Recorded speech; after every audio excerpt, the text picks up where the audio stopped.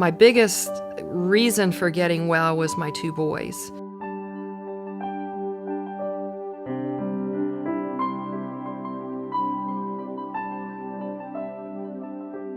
They didn't know what Mommy had. They knew Mommy had a boo-boo, and I would show them my port, where my port was, and that's what they felt like they had to protect, was Mommy's boo-boo.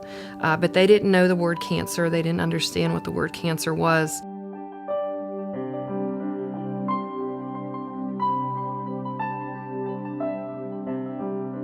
I looked down, and my left breast was grossly enlarged. And it wasn't red, no marks on it or anything.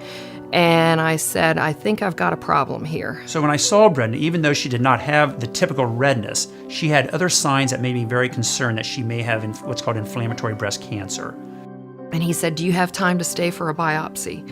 And I said, Dr. Heck, I have every minute that I have right now is for you. Inflammatory breast cancer can happen in days, and that really is an emergency where the patient needs to be seen and treated right away.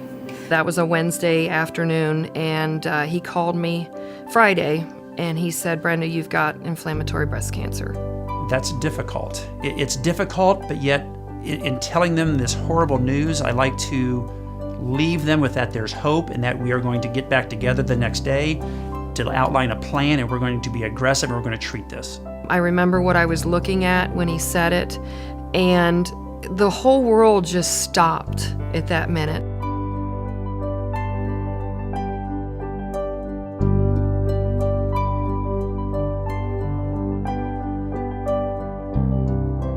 I wanted that treatment. I put on my calendar the date the soonest date possible I could have my surgery. She underwent chemotherapy.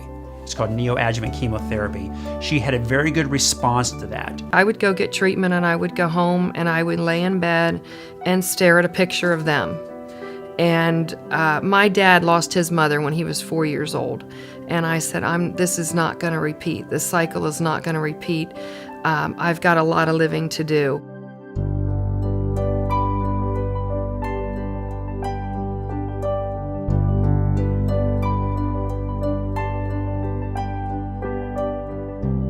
Anyone out there who gets cancer, don't look at it as a death sentence. Don't look at it, oh, woe is me, what am I gonna do? You've gotta put your big girl pants on, and you've gotta start fighting. For a large percent of women, they are like Brenda, meaning they have fought the battle.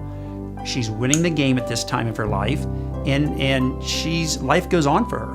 Whereas breast cancer to her is kind of a thing she never will forget about, of course, but it's not defining her personality now. And I didn't want people to feel sorry for me because I had cancer. I wanted people to know that if you've got a relative that has cancer, if you've got a friend that was diagnosed with cancer, don't say to them, oh, you've got cancer. Say to them, hey, you've got cancer, but what can I do to get you better today? What can I do to get you through today? Because it's a journey that you take one day at a time.